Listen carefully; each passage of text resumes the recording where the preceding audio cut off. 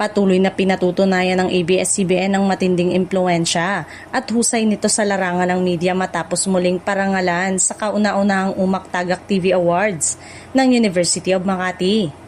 Kinilala ang Kapamilya Network bilang excellent and innovative media company dahil sa patuloy nitong paghahatid ng makabuluhan, makabago at dekalidad ng mga programa para sa publiko.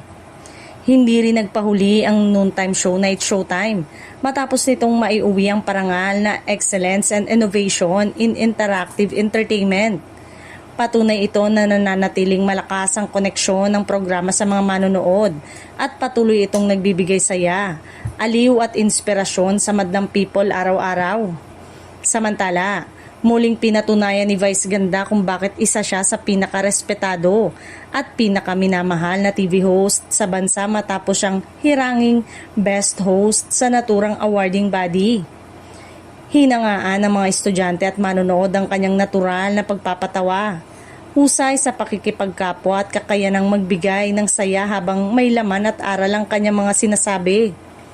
Mas lalong ikinatuwa ng mga supporters ng It's Showtime ang sunod-sunod na pagkilala na tatanggap ng programa sa kabila ng iba't ibang intriga at batikos na kinakaharap nito online. Para sa maraming netizen, isa itong patunay na nananatiling matatag at relevant ang programa sa industriya ng telebisyon.